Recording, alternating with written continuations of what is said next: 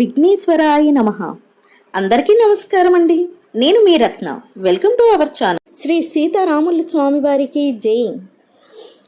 ముందుగా మీ అందరికీ శ్రీరామనవమి శుభాకాంక్షలు.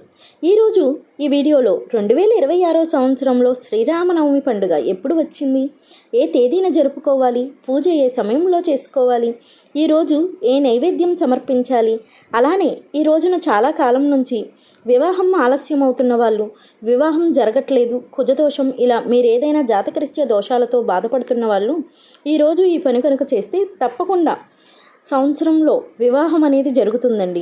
పూర్తి విషయాలన్నీ కూడా నేను మీకు ఈ వీడియోలో క్లుప్తంగా తెలియజేస్తాను. వీడియోని ఎక్కడా కూడా స్కిప్ చేయకుండా చూడండి, అప్పుడే మీకు పూర్తి వీడియో అర్థమవుతుంది. అంతకంటే ముందుగా మొదటిసారి నా ఛానల్ చూసినట్లయితే తప్పకుండా ఛానల్ సబ్స్క్రైబ్ చేసుకోండి, పక్కనే ఉన్న బెల్ ఐకాన్ ప్రెస్ చేయండి. అప్పుడే నోటిఫికేషన్ రూపంలో నా ప్రతి వీడియోని మీరు చూడగలుగుతారు. ఇంకా వీడియోలోకి వెళితే, హిందువులందరూ కూడా ఎంతో వేడుకగా జరుపుకునే ముఖ్యమైన పండుగల్లో శ్రీరామనవమి పండుగ చాలా ముఖ్యమైన పండుగ అండి. మన పురాణాల ప్రకారం ఈ రోజున సాక్షాత్ శ్రీరామచంద్రమూర్తి జన్మించినట్లుగా, అలానే 14 ఏళ్ల వనవాసం తర్వాత సీతాదేవి సమేతంగా శ్రీరామచంద్రమూర్తి అయోధ్యకు తిరిగి వచ్చిన తర్వాత శ్రీరామునికి పట్టాభిషేకం జరిగిన రోజు ఈ రోజేనండి. మరికొన్ని పురాణాల ప్రకారం సీతారాములకి కళ్యాణం జరిగింది కూడా ఈ రోజే అని అయితే మనకు చెప్పబడింది. ఈ రోజున కర్కాటక లగ్నంలో వసంత ఋతువు అభిజిత్ ముహూర్తంలో నవమి తిథిన సరిగ్గా మధ్యాహ్నం 12 గంటల సమయంలో శ్రీరామచంద్రమూర్తి జన్మించినట్లుగా మనకి పురాణాల్లో అయితే తెలియజేయబడింది. అంతటి విశేషం ఈ రోజున. కాబట్టి ఈ రోజున ప్రతి ఒక్కరూ కూడా శ్రీరామచంద్రమూర్తిని అయితే తప్పకుండా ఆరాధించాలి. చాలా వైష్ణవాలయాల్లో, ఎక్కువగా సీతారాముల స్వామివారి దేవాలయాల్లో స్వామివారికి ఈ రోజున మధ్యాహ్నం సరిగ్గా 12 గంటల సమయంలో వివాహం అనేది జరిపిస్తూ ఉంటారండి. ముఖ్యంగా భద్రాచలంలో శ్రీరామచంద్రమూర్తికి వివాహం అనేది పండుగగా వైభవంగా అయితే జరుగుతూ ఉంటుంది. ప్రతి ఒక్కరూ కూడా మీరు టీవీస్లో, మీరు డైరెక్ట్ లైవ్లో కూడా మీరు చూస్తూ ఉండొచ్చు. ఇంతటి విశేషమైనటువంటి శ్రీరామనవమి పండుగ 2026 సంవత్సరంలో ఎప్పుడు వచ్చింది, తేదీ తిథి వివరాలు తెలియజేస్తానండి. ముందుగా అయితే నవమి తేదీ వివరాలు తెలుసుకుందాం.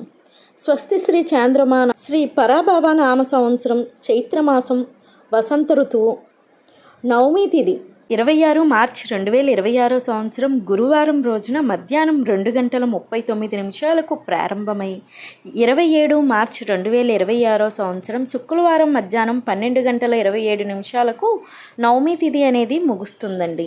మన హిందూ పంచాంగం ప్రకారం తెల్లవారుజామున మనకి సూర్యోదయం సమయంలో ఏ తిథి అయితే ఉంటుందో ఆ రోజున ఆ తిథిగా పరిగణిస్తాం. కాబట్టి మనకి 2026 సంవత్సరంలో శ్రీరామనవమి పండుగ మార్చి 27 శుక్రవారం రోజున జరుపుకుంటామండి. ఈరోజు నక్షత్రం పునర్వసు నక్షత్రం. శ్రీరామనవమి రోజున మనం పూజ ఏ సమయంలో చేసుకోవాలి, ఇంట్లో పూజ ఏ సమయంలో చేసుకోవాలి అంటే ఉదయం 11:13 నుంచి 1:41 వరకు అయితే మనం పూజను నిర్వహించుకోవచ్చు. మొత్తం 2:27 మనం శ్రీరామునికి పూజను అయితే చేసుకోవచ్చని పండితులు తెలియజేస్తున్నారు. ఈరోజు ముఖ్యంగా నైవేద్యం అనేది ఏం పెట్టాలండి అంటే పానకం, వడపప్పు, చలిమిడి, పులిహార. ఈ నైవేద్యాలను అయితే ఎక్కువగా శ్రీరామనవమి రోజు అయితే పెడతారండి. ఇన్ని నైవేద్యాలు చేసుకోలేని వాళ్ళు కనీసం మీరు పానకం, వడపప్పు, ఈ 2 నైవేద్యాలని మాత్రం తప్పకుండా పెట్టండి, చాలా మంచిది. ఈ రోజున ఏ మంత్రం జపించాలండి అంటే నేను మీకు ఇక్కడ డిస్ప్లేలో చూపిస్తున్నానండి, అలానే నేను చెప్తాను. ఈ మంత్రాన్ని మీరు స్క్రీన్ షాట్ తీసుకొని పూజ చేసేటప్పుడు తప్పకుండా ఈ మంత్రాన్ని మీరు పఠించండి, చాలా మంచిది.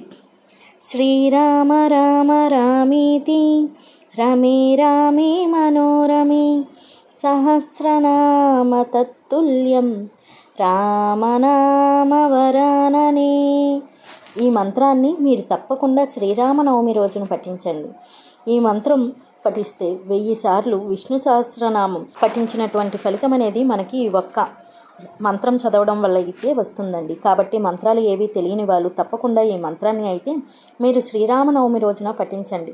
మీ దగ్గర ఏదైనా సరే పుస్తకం కనుక ఉంటే సీతారాముల స్వామివారి అష్టోత్తరాలు, అలానే స్వామివారి దండకం, శ్రీరాముని యొక్క స్తోత్రం ఇవన్నీ కూడా మీరు పఠించుకోవచ్చండి, చాలా మంచిది. అయితే ఈరోజు నేను ఒక చిన్న పరిహారం అనేది చెప్తాను అని చెప్పాను కదండి. ఈరోజు మనకి సరిగ్గా 12 గంటల సమయంలో ప్రతి గుళ్ళోనూ మనకి సీతారాముల స్వామివారికి కళ్యాణం అనేది జరిపిస్తూ ఉంటారండి. ఎవరికైనా సరే రీత్యా కుజ దోషాలు ఉన్న వివాహం అనేది ప్రయత్నిస్తున్న కొన్ని సంవత్సరాల నుంచి ఆలస్యం అవుతున్న వాళ్ళు, అలాంటి వాళ్ళందరూ కూడా సీతారామస్వామి వారి కళ్యాణం చూసినా, కళ్యాణం చేపించినా మీకు శీఘ్రంగా వివాహం అనేది జరుగుతుందండి. అలానే మనకి కళ్యాణంలో తలంబ్రాలు అనేటివి ఉంటాయి కదా.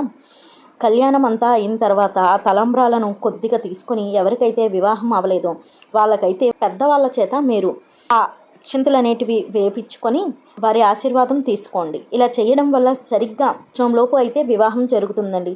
ఇదండి ఈరోజు ఈ వీడియోలో మనకి 2026 సంవత్సరంలో శ్రీరామనవమి పండుగ ఎప్పుడు వచ్చింది, తేదీ తిథి వివరాలు, నైవేద్యం, మంత్రం అన్నీ కూడా నేను స్పష్టంగా తెలియజేశానండి. ఈ వీడియో కనుక నచ్చినట్లయితే లైక్ చేయండి, షేర్ చేయండి, అలాగే మన ఛానల్ని సబ్స్క్రైబ్ చేసుకోండి. మళ్ళీ మరో కొత్త వీడియోతో కలుసుకుందాం. Thank you for watching.